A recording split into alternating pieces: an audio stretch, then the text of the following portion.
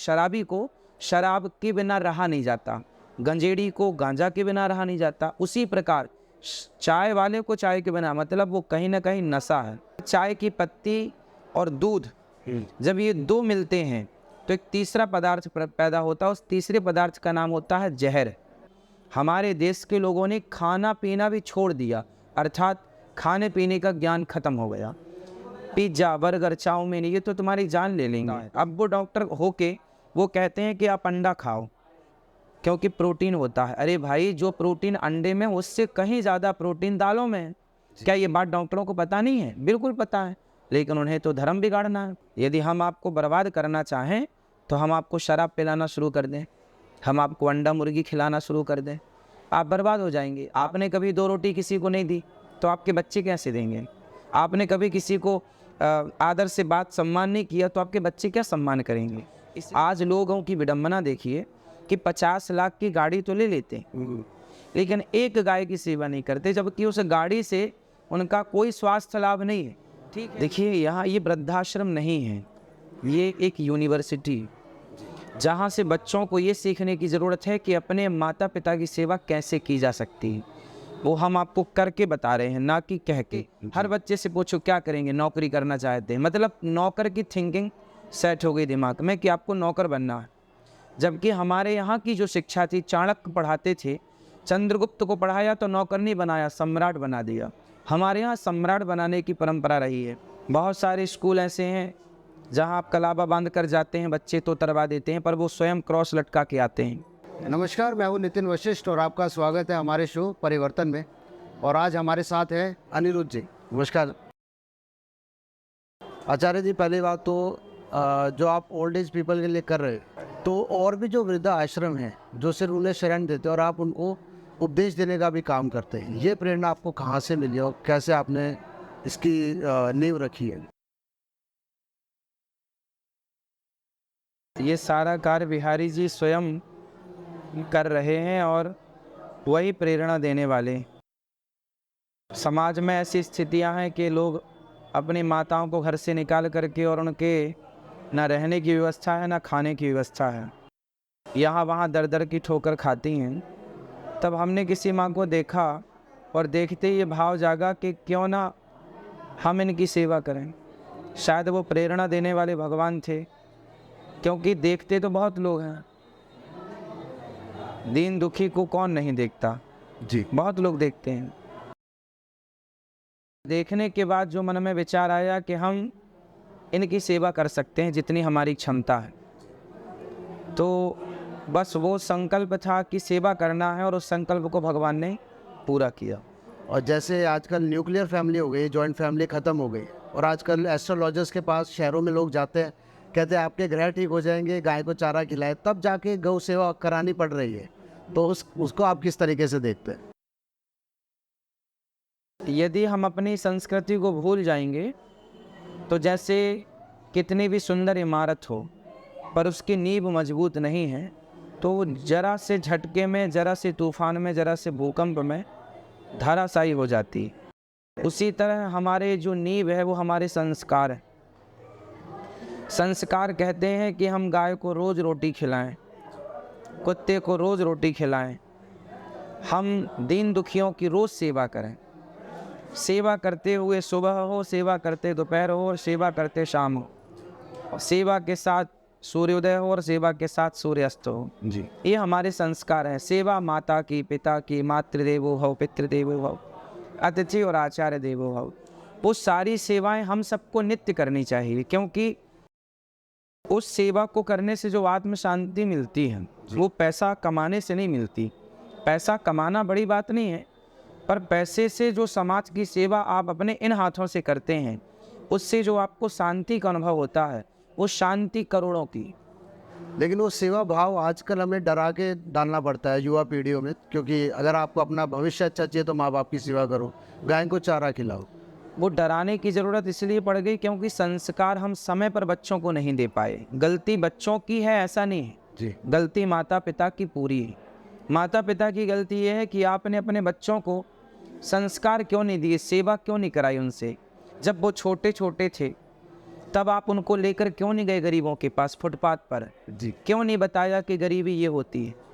क्यों नहीं बताया उनको कि 2 रुपए कैसे कमाए जाते हैं? क्यों नहीं समय पर उनके कंधों पर जिम्मेदारी डाली गई? गलती सिर्फ बच्चों की कह दें हम, ऐसा नहीं है। यदि बच्चे गलत हैं तो कहीं कहीं माता पिता भी गलत हैं जो संस्कार नहीं दे पाए। हम भी तो बच्चे थे, जी आप भी तो बच्चे थे जी। कभी। तो क्या हमारे माँ बाप ने हमें संस्कार नहीं दिया? हमने गलती की तो हमारे पिता ने हमें मारा, हमने गलती की तो हमारी माँ ने हमें डांटा, हमारे गलती करने पर हमें दंड मिलता था तो भय होता था कि नहीं अब ये गलती नहीं करनी। और बचपन से हम देखते आए हैं कि माता पिता सेवा करते हैं तो वो संस्कार, हमने कभी हनुमान चालीसा याद नहीं किया। हमारे पिताजी रोज़ ज़ोर ज़ोर से हनुमान चालीसा पाठ किया करते थे तो उनका सुन सुन के हमें याद हो गया। हमारे पिताजी रोज़ पूजा किया करते थे तो उनके पूजा करते करते हमारे अंदर संस्कार आ गए। हमें सिखाया नहीं किसी ने, देखते देखते संस्कार आए। माता पिता जो करते हैं बच्चे केवल देखें तो सीख जाएंगे। अब घर में ये माहौल नहीं है, आपने कभी 2 रोटी किसी को नहीं दी तो आपके बच्चे कैसे देंगे? आपने कभी किसी को आदर से बात सम्मान नहीं किया तो आपके बच्चे क्या सम्मान करेंगे? इसलिए गलती 50-50 आप कह सकते हैं। करुणा और सम्मान का भाव तो हम जानते हैं कि गुरुकुल की जो विद्या है उससे आती है, और गुरुकुल आजकल है नहीं, और इंडियन एजुकेशन अभी वेस्टर्न एजुकेशन पे चल रही है। अभी माँ बाप भी मजबूर है स्कूल भेजने के लिए और बच्चे वही संस्कार के साथ पैदा होते हैं। तो आप जो गुरुकुल की आप स्थापना कर रहे हैं उसमें आप क्या चीज़ को विचार रहे हैं? इसी चीज़ को विचार रहे हैं कि मॉडर्न एजुकेशन को चैलेंज करना है या उसके साथ मिलकर चलना? मॉडल एजुकेशन जो है वो अपनी जगह सही है, उसकी भी आवश्यकता है, पर ज़रूरत क्या है कि जब बच्चे स्कूल से आएँ, कोचिंग करके आएँ तो आप माता पिता क्या 10 मिनट 20 मिनट बिठा के आप अच्छी अच्छी कहानियाँ, अच्छी अच्छी चीज़ें भगवान राम के बारे में, कृष्ण के बारे में, बुद्ध भगवान के बारे में, महावीर के बारे में, गुरु नानक देव जी के बारे में, पृथ्वीराज चौहान के बारे में, झांसी की रानी के बारे में, जितने भी महापुरुष हुए हमारे देश में, वीरांगनाएं हुई, वीर हुए, दानवीर हुए, कर्ण हुए, झांसी की रानी से लेकर आप भागवत जी से लेकर राम के बारे में, जटायु के बारे में, शबरी के बारे में, निषाद के बारे में, केवट के बारे में, विभीषण के बारे में, हनुमान जी के बारे में, एक एक छोटी छोटी कहानी भी यदि आप अपने बच्चों को सुनाते रोज, कोचिंग स्कूल होने के बाद 5 मिनट 10 मिनट बिठा के और आपस में एक अच्छी चर्चा करते तो क्या उस अच्छी चर्चा का प्रभाव बच्चों में नहीं पड़ता?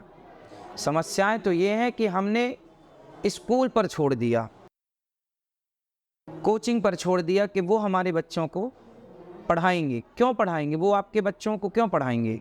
वो तो पैसा लेके पढ़ा रहे हैं। हमारी शिक्षा में पैसा नहीं था। हमारे यहाँ सांदीपनी गुरु जी के यहाँ भगवान श्री कृष्ण पढ़ने गए तो वहाँ भगवान ने कोई फीस थोड़ी दी थी, है ना। भगवान राम वशिष्ठ जी के यहाँ गए तो भगवान राम ने कोई फीस थोड़ी दी थी।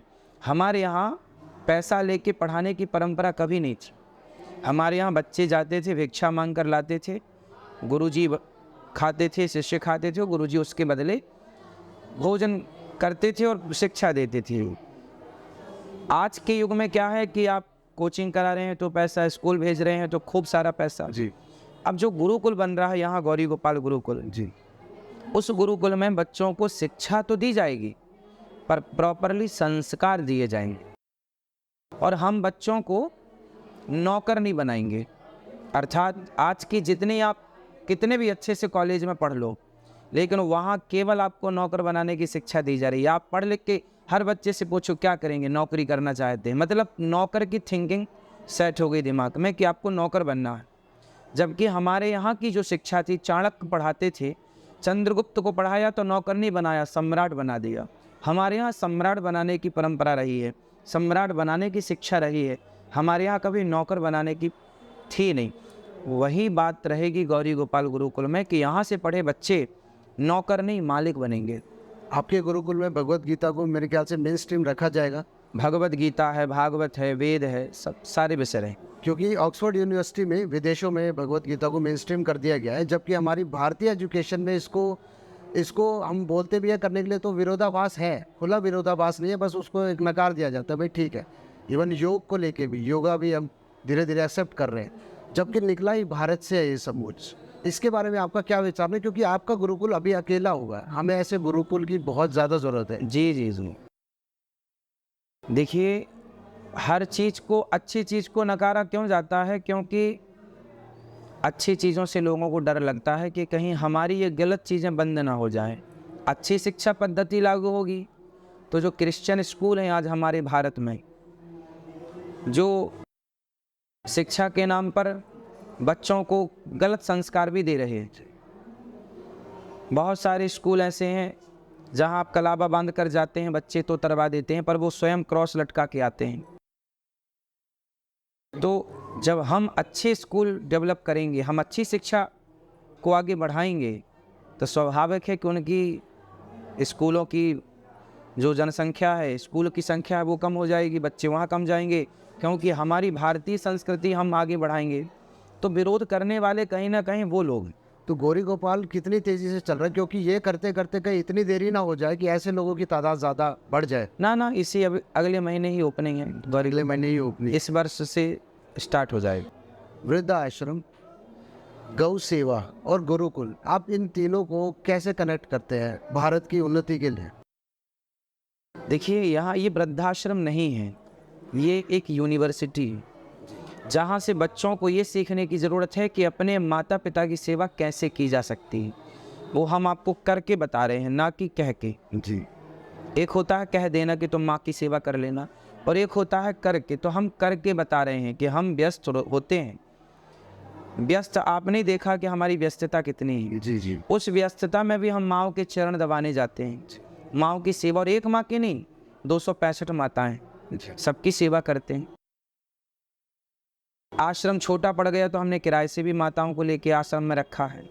यदि हम इतनी व्यस्तता होकर भी हम कर सकते हैं तो आप अपनी एक माँ की सेवा क्यों नहीं कर सकते? तो बच्चों को ये सीखने की ज़रूरत है कि जब अनिरुद्धाचार्य उन माँओं की सेवा कर सकते हैं जिन माँओं से उनका कोई खून का रिश्ता नहीं, और पूरी जिम्मेदारी से कर सकते हैं और व्यस्त होकर भी कर सकते हैं समय निकाल कर, तो हम अपनी एक जननी की सेवा क्यों नहीं कर सकते जिसने हमें जन्म दिया?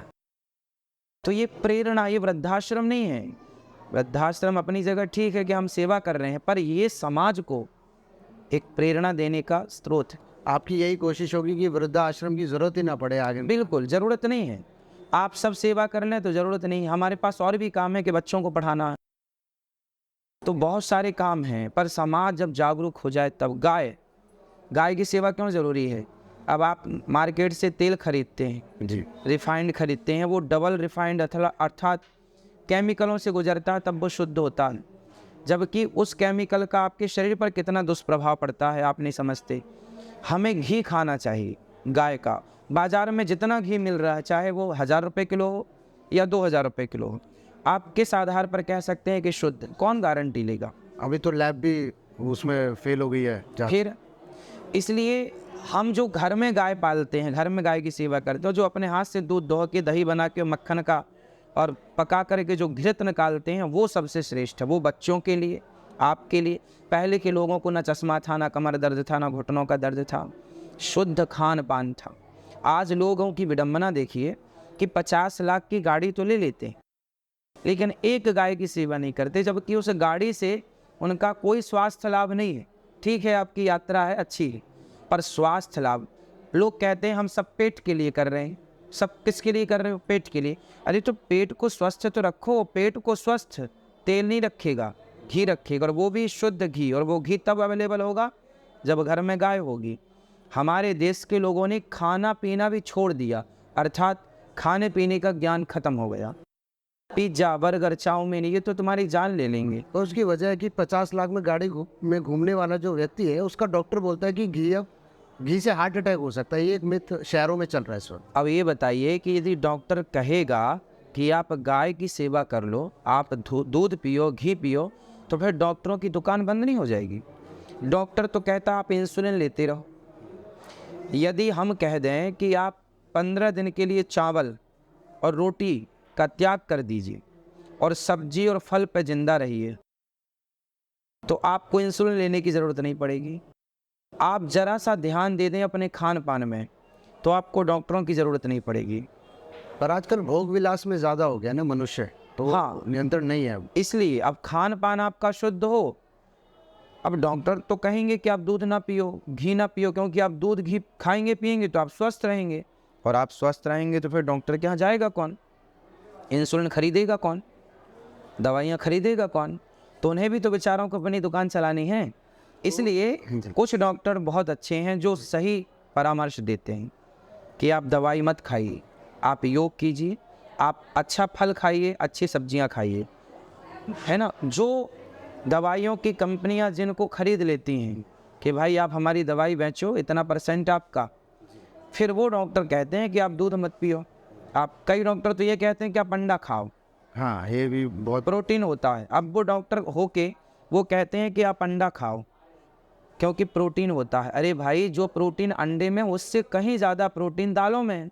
क्या ये बात डॉक्टरों को पता नहीं है? बिल्कुल पता है, लेकिन उन्हें तो धर्म बिगाड़ना है। कुछ गिने चुने ऐसे कुछ होते हैं जो कसम खाए बैठे हैं कि सामने वाले यदि धर्मात्मा है, ठीक ठाक है, तो उनको धर्म बिगाड़ो कि अंडा खाएगा तो भ्रष्ट होगी बुद्धि।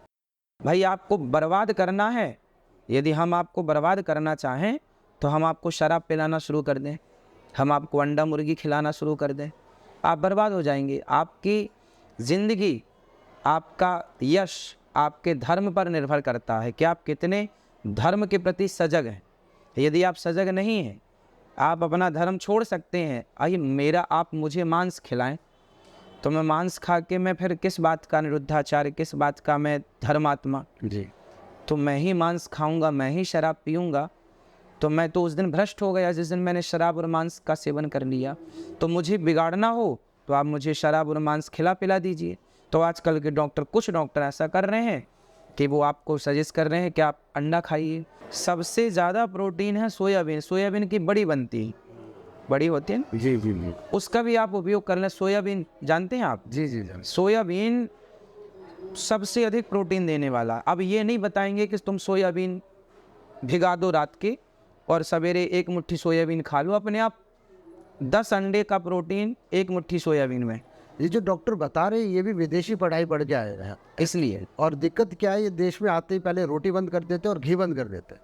अब ये एजुकेशन जो है आम आदमी को मिले, ताकि इन खास करके डॉक्टर जब बाहर से पढ़ के आ रहे तो वहाँ की पद्धति लेकर आ रहा भारत में। अभी लड़ाई यही है, एजुकेशन मेन हो गई है। एजुकेशन होगी तो गाय को प्लास्टिक नहीं खिलाना है, गाय की सेवा करनी है, मारना नहीं है। ये गुरुकुल में सबसे गौ दान आप सबसे बड़ा दान बताते हैं। ये लोगों को दान तो छोड़िए, गाय से प्रेम खत्म हो गया लोगों का। अमेरिका जैसे देशों में गाय को हाथ फेरने के पैसे लेते हैं अमेरिका वाले। आपको पता है कि यदि किसी का ब्लड प्रेशर बढ़ा है और आपने उसके गाय को यदि स्पर्श किया, गाय को आपने हाथ फेरा, तो आपका ब्लड प्रेशर, गाय के पास हाथ फेरने से आपका ब्लड प्रेशर नॉर्मल होगा। ये हम नहीं कह रहे हैं, ये रिसर्चें बता रही हैं। जी। रिसर्चें बता रही हैं। आपका लो ब्लड प्रेशर है और आप गाय के पास हैं तो आपका ठीक हो जाएगा। आपके पास ऑक्सीजन की कमी है, टीबी की बीमारी है और आप गाय के गोबर के आसपास, गाय के आसपास हैं, टीबी ठीक होगा। कैंसर हल्दी खाने से और गौमूत्र पीने से ठीक होता है। अब ये सारी चीज़ें यदि गाय के फ़ायदे लोगों तक पहुंच गए तो लोग गाय की सेवा करने लग जाएंगे। वो क्यों घी बंद करेंगे, क्यों दूध? लोगों को जानकारी नहीं मिलती। कुछ डॉक्टर अच्छे हैं, कुछ डॉक्टर ऐसे हैं जो केवल गलत राह बता रहे हैं। उनके चक्कर में कोई आया तो वो गलत ही गलत होगा। तो आयुर्वेदा और हमारी गुरुकुल की जो शिक्षा, ये सबसे मेन अभी यही प्राचीन भारत है, जी। इसी से हमारी पहचान है। और तीसरा गाय, क्योंकि जिनको जानकारी भी है तो शुद्ध देसी गाय अब खत्म हो गई है, जर्सी गाय है और इंजेक्शन दे के दूध निकाले जाते हैं व्यापार। नहीं, देसी गाय खत्म नहीं हुई। यदि आज भी गौरी गोपाल गौशाला में आपने देखा होगा देसी गाय। पर मैं मेगा सिटीज़ की बात कर रहा हूँ, जहाँ हाँ। कि मुंबई। अब देसी गाय ख़त्म नहीं हुई। यदि आज भी लोग संरक्षण करने लग जाएं तो आज भी बहुत अच्छी मात्रा में गाय आपका पोषण कर लेगी। गाय को माता इसलिए कहा जाता है क्योंकि माता के बाद गाय का ही हम दूध अनुकूल मानते हैं। तो आप युवा पीढ़ी को लास्ट एक मैसेज देना चाहिए कि भाई एक तो गाय के प्रति और एक माता पिता के प्रति आप एक मैसेज। गाय रखिएगा, क्योंकि गाय है तो आप हैं, हम हैं। गाय नहीं है तो ना आप हैं ना हम हैं। आप आज नहीं, 4 साल बाद, 10 साल बाद ये महसूस करेंगे कि गाय के दूध, गाय के घी, गाय के द्वारा जितना भी पदार्थ है, यहाँ तक कि गोबर, आप गोबर से बिजनेस कर सकते हैं। जी आजकल गोबर के गणेश जी, गोबर के दीपक, गोबर के हजारों प्रोडक्ट बाजार में मिल सकते हैं आपको।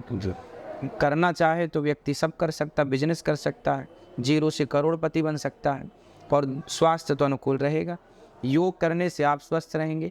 हम दिन भर काम इसलिए कर लेते हैं क्योंकि हम योग करते हैं। चाय के बारे में भी कुछ कहना है आपका? चाय तो हम पीते ही नहीं, हाँ, पर वो भी नुकसानदायक है, बहुत प्रमोट होती है भारत में। बहुत ज़्यादा नुकसान करती है चाय।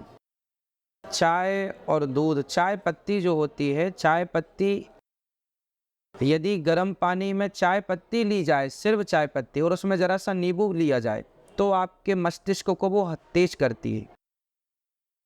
यदि चाय में जैसे घी और शहद दोनों को मिला दिया जाए तो वो जहर हो जाएगा।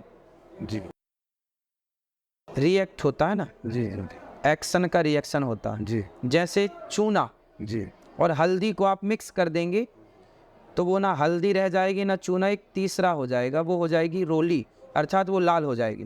ठीक है। रिएक्शन हो गया। जी जी जी दो पदार्थों के मिलने से एक तीसरे पदार्थ का निर्माण हो जाता है। जी ठीक है। उसी प्रकार चाय की पत्ती और दूध, जब ये दो मिलते हैं तो एक तीसरा पदार्थ पैदा होता है। उस तीसरे पदार्थ का नाम होता है जहर। जी सामान्य भाषा में आप कह सकते हैं कि वो अल्कोहल, कम मात्रा का मीठा जहर है, जो आपको मारेगा पर धीरे धीरे मारेगा, आपके शरीर को डैमेज करेगा पर धीरे धीरे करेगा। इसलिए लोगों को, अब जैसे आपने देखा होगा शराबी को शराब के बिना रहा नहीं जाता, गंजेड़ी को गांजा के बिना रहा नहीं जाता। उसी प्रकार चाय वाले को चाय के बिना, मतलब वो कहीं ना कहीं नशा है, जो उसके बिना फिर रह नहीं पाते। तो वो एक मीठा जहर है जो आपको अत्यधिक नुकसान पहुंचाता है, पर मीठा है तो अच्छा लगता है। और यही कारण आजकल की जो रिसर्च है, दिल्ली मुंबई में कोरोना के बाद से ज़्यादा हार्ट अटैक और नसों की बीमारियां, नस पैरालाइज होना है, और चाय एक बड़े निकल के आ रहे हैं। चाय नहीं पीना चाहिए, बहुत हानिकारक है। चाय का संबंध दूध से होते ही वो अलग पदार्थ में तब्दील हो जाती है। जी धन्यवाद गुरुजी अपना समय देने के लिए, और हम आशा करते हैं कि गौरी गोपाल आश्रम वृद्धों की सेवा करता रहे और गुरुकुल का निर्माण जल्द से जल्द करे, ताकि हमारी अगली पीढ़ी को सही शिक्षा मिले। उन्हें हमें बताना ना पड़े कि जाओ गाय की सेवा करो, माता पिता के पैर दबाओ।